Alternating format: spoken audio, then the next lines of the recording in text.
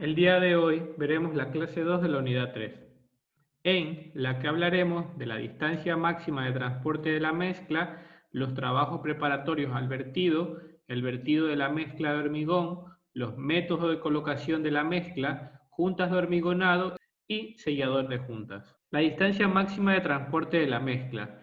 Esta está limitada por tres posibles causas. Por la variación de la consistencia, el acomodo es controlable mientras la mezcla mantenga un asentamiento medible por el cono de 1 o 2 centímetros. Por el tiempo de fraguado inicial de la mezcla, el hormigón tiene que estar colocado y compactado antes de que comience su tiempo de fraguado inicial. Por el número máximo de revoluciones a la que debe estar sometida la mezcla dentro de la tambora del camión y esta no más de 300 revoluciones. En nuestras condiciones, la distancia máxima de transporte por lo general está limitada por la variación de la consistencia con el tiempo de transporte y agitación. Además, la mezcla de hormigón previamente mezclada en planta puede ser transportada a cortas distancias en equipos no removedores como los camiones de volteo. Los camiones de volteo para transportar hormigón con consistencia medible por el cono de Abrams tienen que tener la cama de forma redondeada, pues en las esquinas rectas se produce segregación. En la actualidad, estos equipos se están utilizando muy poco para el transporte de la mezcla fresca del hormigón. Las mezclas de consistencias muy secas, como las utilizadas en la tecnología del hormigón compactado con rodillos, pueden ser transportadas sin dificultades en camiones de volteo convencionales. Para los hormigones convencionales, las distancias máximas de transporte están dadas fundamentalmente por el peligro de segregación. Normalmente se emplean para distancias entre 0,3 y 5 kilómetros. En caminos de tierra y accidentados se pueden provocar segregaciones a distintas entre 1,5 y 2 kilómetros, pero por caminos pavimentados en buen estado se ha podido transportar con éxito mezclas plásticas hasta 5 kilómetros. Como los camiones de volteo no pueden descargar la mezcla de forma regulada, requieren de artesas y canales para la entrega del hormigón en la obra. Los trabajos preparatorios al vertido de la mezcla del hormigón. Primero, tenemos que hacer un chequeo preliminar de la ubicación del acero de refuerzo de acuerdo con los requisitos del proyecto. Tenemos que tener en cuenta el cumplimiento estricto del espesor de recubrimiento establecido para el acero de refuerzo. Las distancias mínimas entre armaduras adecuadas al tamaño máximo del árido. El chequeo de la estabilidad estructural del encofrado y que su cálculo se haya efectuado acorde con la tecnología del vertido. Un humedecimiento preliminar sin encharcamiento del encofrado o del sustrato. El vertido de la mezcla de hormigón. Esta se recibe en la obra, se coloca y distribuye la mezcla en el encofrado. El vertido requiere mucho ingenio en el proceso, de manera de poder garantizar la homogeneidad, continuidad y compacidad. Los equipos de vertido pueden ser principales y auxiliares. Ambos tienen que garantizar que la mezcla no sufra alteraciones significativas en el proceso de vertido, por lo que hay que garantizar la colocación de la mezcla en su posición definitiva sin segregación, garantizar la homogeneidad, continuidad y compacidad de la mezcla, evitando que se produzcan juntas frías y evitando las oquedades y las fisuras. El vertido del hormigón, cuando se hace fluir lateralmente el hormigón, tiende una fuerte tendencia a segregarse. El movimiento lateral no puede ser a más de 1 metro.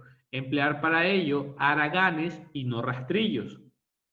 El paleo de la mezcla está prohibido, como todo movimiento brusco de fuerte aceleración. La caída libre de la mezcla no podrá ser mayor de 2 metros. Para alturas mayores de vertido deberá utilizarse la técnica auxiliar especializada. Los métodos de colocación de la mezcla del hormigón. Tenemos 4 tipos de métodos: por capas horizontales, por franjas, por capas inclinadas y por escalones. Por capas horizontales, este es el más sencillo y el más utilizado.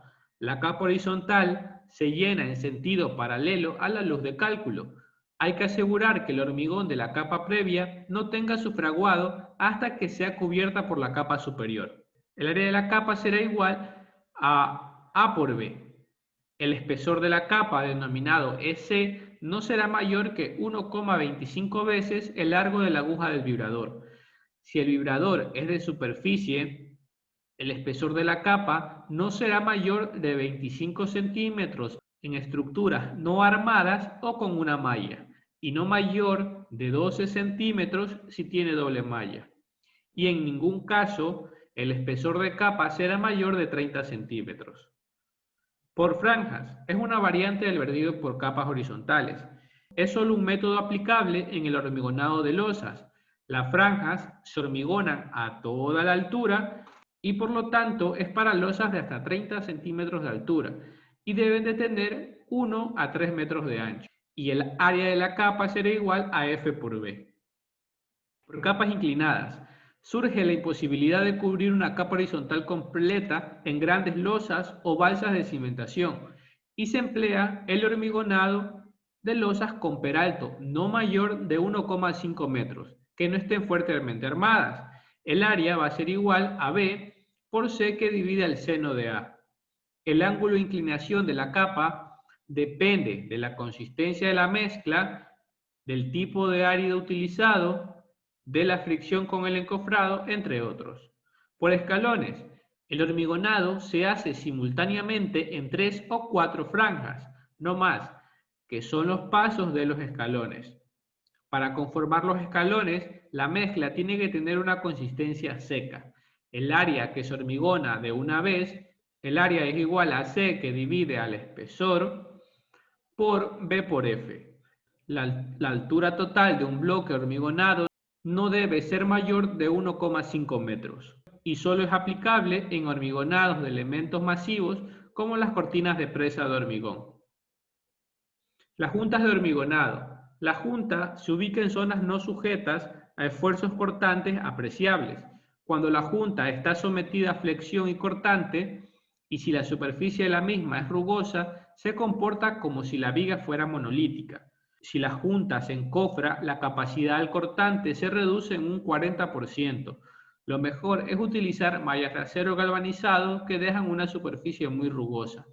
El cepillado de las juntas, que se recomienda en algunos textos, puede ser peligroso si se hace prematuramente. Además, está demostrado que no ofrece adherencia mejor que la superficie natural del hormigón. Lo que sí que hay que evitar en caso de superficies naturales horizontales es el vibrado excesivo que provoca ascenso de la lechada de cemento y es perjudicial para la adherencia entre dos hormigones. Se prohíbe el picado de la junta con medios mecánicos que producen microfisuración del hormigón y debilita la adherencia de la junta. El tratamiento con chorro de arena o con imprimación de resinas epóxicas y acrílicas puede concluir a juntas excelentes. El primer tratamiento a dar a una junta antes de verter el nuevo hormigón es limpiarla cuidadosamente, retirando el polvo y la suciedad. El hormigón viejo debe ser humedecido y depositar el nuevo cuando la superficie comienza a verse seca. Entonces, tenemos 4 tipos de juntas: las juntas de trabajo, las juntas de dilatación, las juntas de contracción y juntas de asentamiento. ¿Qué son las juntas de trabajo? Son imprescindibles por interrupciones que hay que efectuar en el hormigonado o simplemente por finalización de la jornada laboral, cuando no existen turnos consecutivos. Las interrupciones imprescindibles pueden ser por razones tecnológicas o por limitaciones de recursos, tiempos o equipos. Las juntas de trabajo por razones tecnológicas se efectúan cuando hay que establecer intervalos o recesos tecnológicos obligatorios. Las juntas de dilatación, estas tienen en cuenta los cambios dimensionales de la estructura debido a variaciones de la temperatura.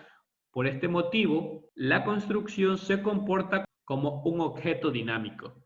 Al permitir la contracción y expansión de la estructura, las juntas de dilatación reducen los esfuerzos que dichos movimientos, siempre parcialmente impedidos, introducen en ellas. Otras de las juntas que tenemos son las juntas de contracción. Estas permiten la contracción del hormigón y evitan la fisuración por contracción restringida. Las causas principales de la contracción son deformaciones térmicas a corta edad, deformaciones térmicas estacionales no importantes en Ecuador. Además, las deformaciones técnicas a corta edad son producidas por el calor de hidratación del cemento, cuyo valor máximo se alcanza entre las 24 y 48 horas del vertido. Otras deformaciones de cierta importancia son por retracción, casos de estructuras de gran área como losas y también por cambios estacionales de humedad, expansión por saturación. Estas deformaciones son despreciables a corta edad, pero hay que tenerlas en cuenta en el diseño de las estructuras. Las juntas de asentamiento son las que permiten que se produzcan asentamientos diferenciales en dos zonas diferentes de las estructuras. Estas juntas afectan la totalidad de la edificación, incluyendo los cimientos. Se utilizan fundamentalmente para separar zonas de un edificio de alturas diferentes, para separar zonas de un edificio cimentado en suelos diferentes y para separar zonas de un edificio cimentadas a profundidades diferentes. Lo que son selladores de juntas. Los selladores elastoméricos admiten movimientos de la junta de hasta un 25%.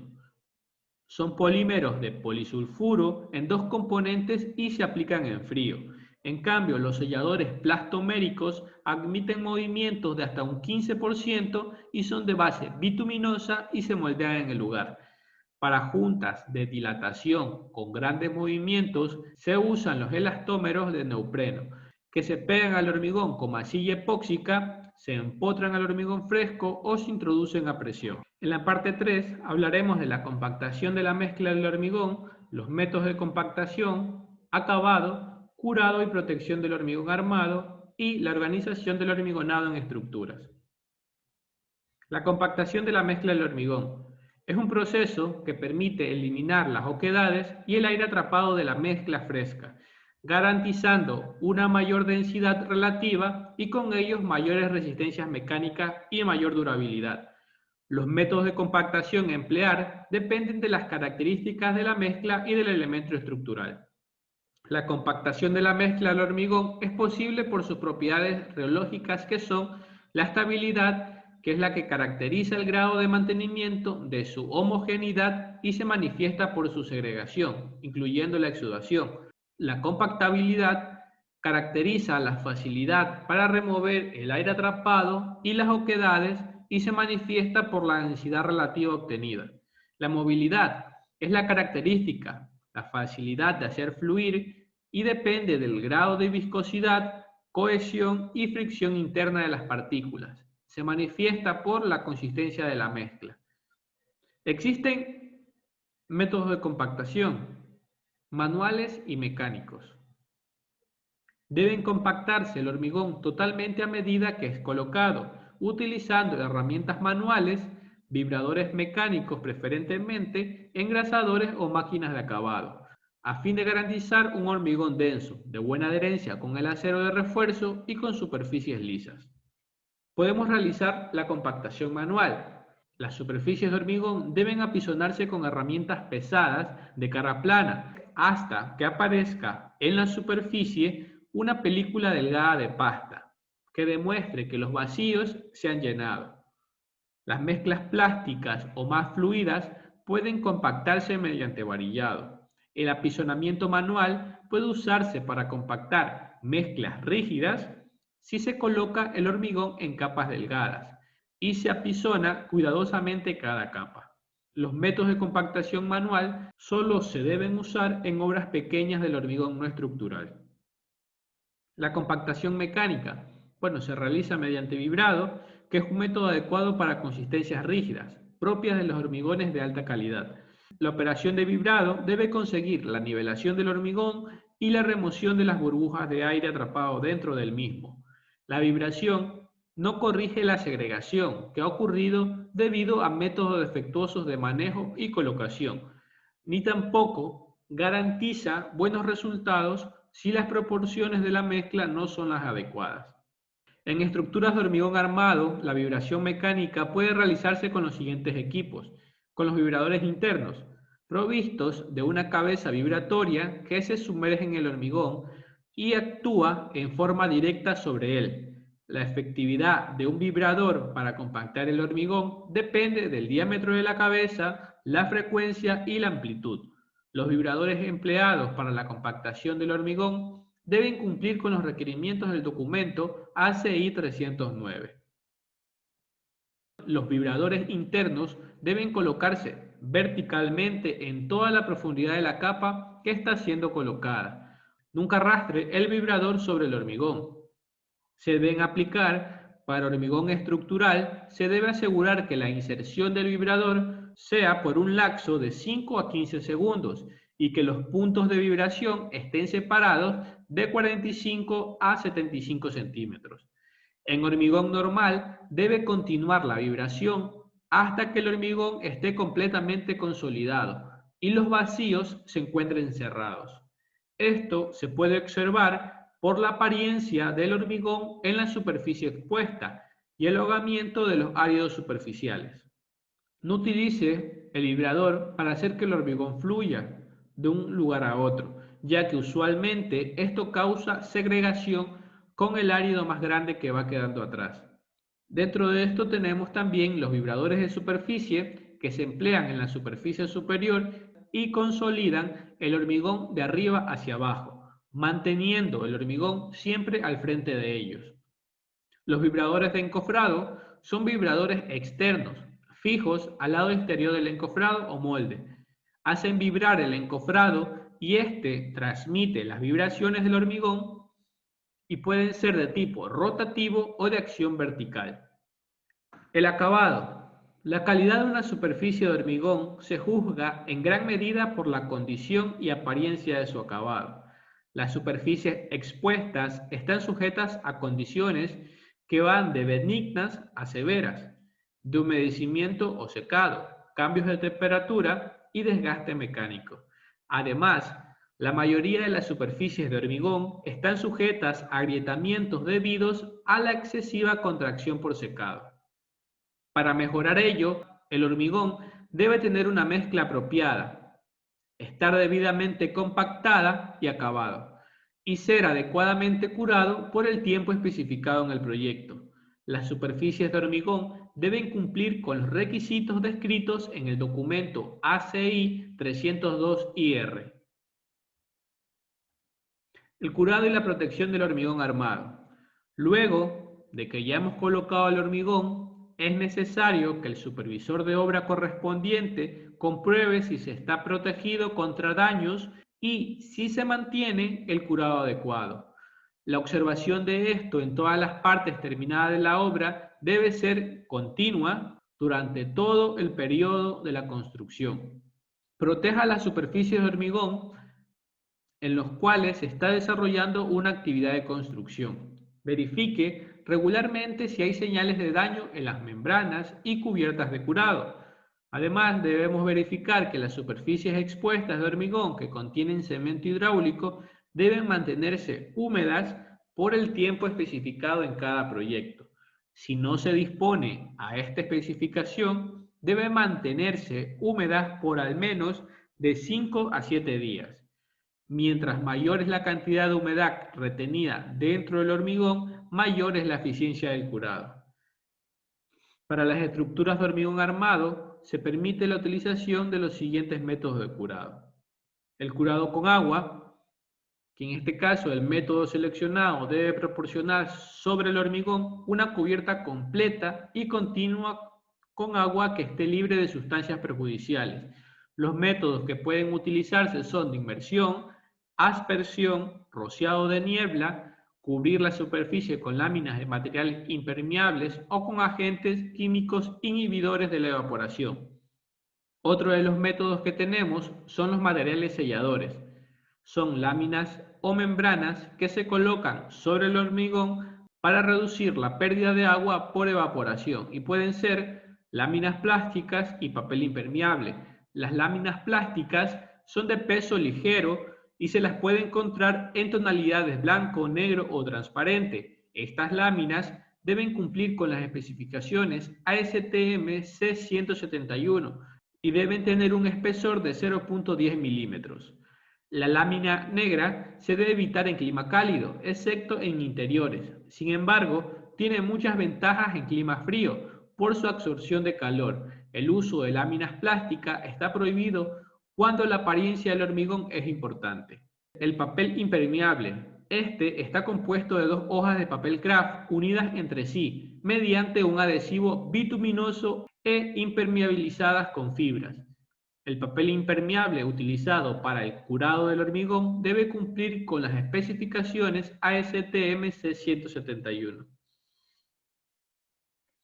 ¿Cuáles son los tiempos requeridos para el curado final? Primero, no menos de 7 días cuando se emplea cemento Portland convencional. Además, no menos de 3 días cuando se emplea cemento Portland de alta resistencia inicial o cemento aluminoso. Y no menos de 15 días cuando se emplea cemento Portland con adiciones activas. ¿Cuáles son los defectos en el hormigón por deficiencia de curado? Las fisuras en el hormigón son roturas que aparecen generalmente en la superficie del hormigón debido a la existencia de tensiones superiores a su capacidad de resistencia. Cuando la fisura atraviesa de lado a lado del espesor de una pieza, se convierte en grieta. Las fisuras se originan en las variaciones de longitud de determinadas caras del hormigón con respecto a las otras y derivan de tensiones que desarrolla el material mismo por retracciones térmicas o hidráulicas o entumecimientos que se manifiestan generalmente en las superficies libres. La retracción térmica se produce por una disminución importante de la temperatura en piezas de hormigón cuyo empotramiento les impide los movimientos de contracción, lo que origina tensiones de tracción que el hormigón no está capacitado para absorber. En general, no conllevan riesgos estructurales y deben ser estudiados caso por ser atípicos. Las fisuras por retracción plástica.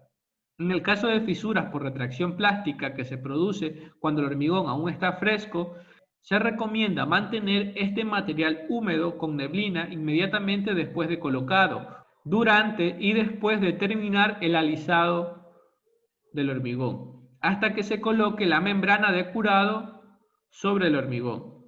Para prevenir esto o minimizar la aparición de futuras grietas en el hormigón, es fundamental observar algunas técnicas a llevar a cabo, tanto en la fase de diseño de la mezcla y de la obra, en su ejecución y en su cuidado una vez hecho el vertido o vaciado. ¿Cuál es la diferencia práctica entre una fisura y una grieta? La fisura no trabaja y se la cierra con algún método simple y no vuelve a aparecer. En cambio, la grieta sí trabaja y para anularla hay que eliminar el motivo que la produjo y además ejecutar trabajos especiales para taparla.